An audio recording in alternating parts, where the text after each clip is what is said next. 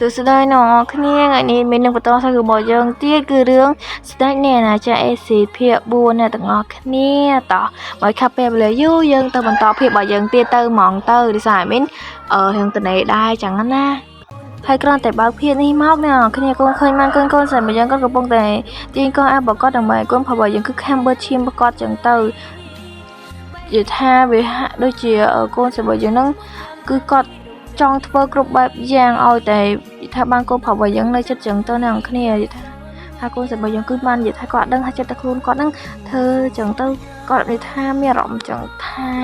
យ៉ាងប្លែកដែរក៏ប៉ុន្តែគាត់អត់ទាន់ចេះអារម្មណ៍ពីអារម្មណ៍របស់ខ្លួនឯងថាគាត់នឹងកំពុងទលួចស្រឡាញ់គេចឹងហើយអ្នកគ្នា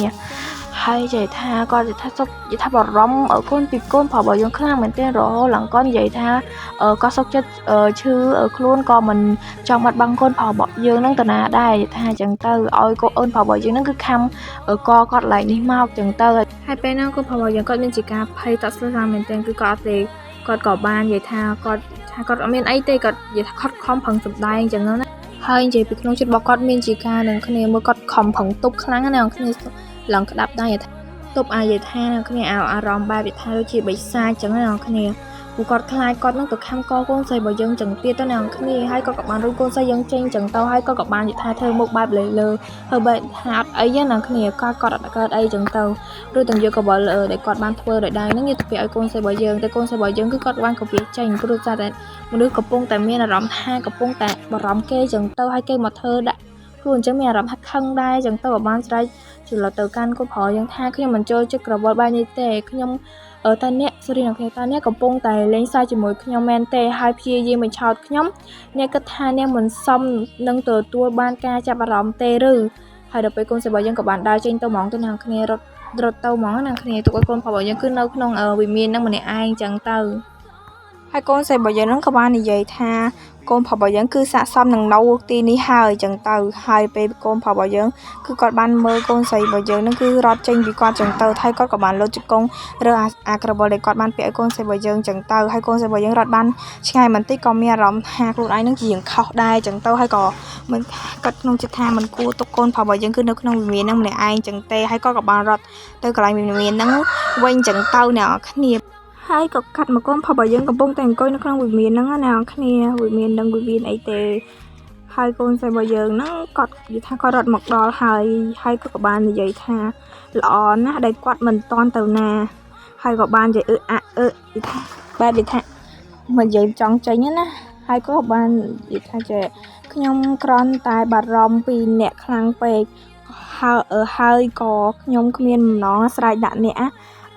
ដែរចឹងទៅអ្នកគ្នាមានគាត់ដឹងកំហុសហើយគាត់មកថានិយាយបែបថានិយាយថាចង់សុំទោសកូនប្រុសរបស់យើងវិញចឹងទៅ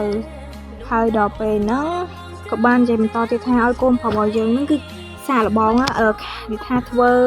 វាហ្នឹងមកលើគាត់ចឹងទៅតើបន្តិចបន្តួចទេកូនគាត់មិនអីទេចឹងណាគ្នាឲ្យកូនប្រុសយើងគឺខាងកគាត់ចឹងណាគ្នាឡើយហ្នឹងចឹងណាមានរឿងអីផ្សេងឯខាងគ្នាគិតចេញកន្លែងផ្សេងចឹងទៅហើយពេលនោះកូនប្រុសរបស់យើងក៏បានដើរមកចឹងទៅអ្នកគ្នាព្រមទាំងរាងកាយរបស់គាត់គឺបានប្រេះបែកបន្តិចម្ដងដោយកូនស្រីរបស់យើងក៏បានឃើញចឹងហើយគាត់មានជាការតក់ស្លុតហើយនឹងថែមទាំងបាននិយាយថាប្រយ័ត្នហើយគាត់នោះក៏បានត្រកង3កូនប្រុសរបស់យើងចឹងណាគ្នាតែគាត់បានប្រេះបែកបោះលីងនោះហើយគេថាគាត់នោះគឺជារូបចម្លាក់ថ្មទេហើយដល់ពេលហ្នឹងគឺមានជាការកុំសោកខ្លាំងណាគ្នាគឺមិនមែនកូនស្រីរបស់យើងគឺគាត់បន្ទោសខ្លួនឯងខ្លាំងណាស់ឡើងហ្នឹងហើយដល់ពេលហ្នឹងគាត់គិតថាកូនប្រុសរបស់យើងហ្នឹងបំណងចុងក្រោយហ្នឹងគឺតែប៉ុណ្្នឹងឯងគឺចង់និយាយថាពាក់អសិកឲ្យគាត់ចឹងទៅបំណងថាចុងក្រោយហើយគាត់ក៏បាននិយាយថាកូនប្រុសរបស់យើងហ្នឹងបើគាត់ដឹងថាកូនប្រុសរបស់យើងគឺចឹងគឺគាត់មិនរត់ចោលកូនប្រុសរបស់យើងទេគឺនៅកំដរកូនប្រុសយើងចឹងទៅអ្នកគ្នាហូចអ្នកគ្នាស្អីនេះទៅស៊ីផ្លូវចិត្តយើងអត់អ្នកគ្នាហើយពេលហ្នឹងកូនប្រុសរបស់យើងក៏បានរលែងបាត់អ្នកគ្នាសល់តែត្បូងពីស្តាល់មួយដែរអ្នកគ្នាដែលត្បូងហ្នឹងគឺជាបេះដូងរបស់គាត់ចឹងណាគ្នាកូនស្រីរបស់យើងគឺគាត់ខកចិត្តខ្លាំងមែនទែននិយាយថាគាត់ឈឺចាប់ណាស់ដោយសារតែគាត់ហ្នឹងហើយបើគាត់និយាយថាគាត់ដឹងថាកូនប្រុសយើងគឺអញ្ចឹងគឺគាត់មិន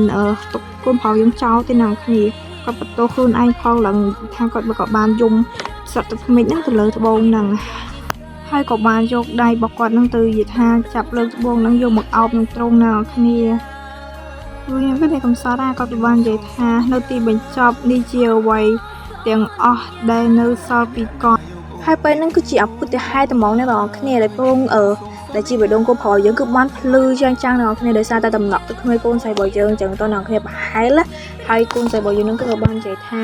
វាគឺជាអពុទ្ធហេតុហើយបើគាត់បានជួបនឹងកូនប្រុសរបស់យើងម្ដងទៀតចឹងទៅហើយពេលហ្នឹងក៏មានពលឺមួយចាំងមកកន្លែងគាត់ឡើងខ្លាំងអ្នកគ្នាមើលទៅ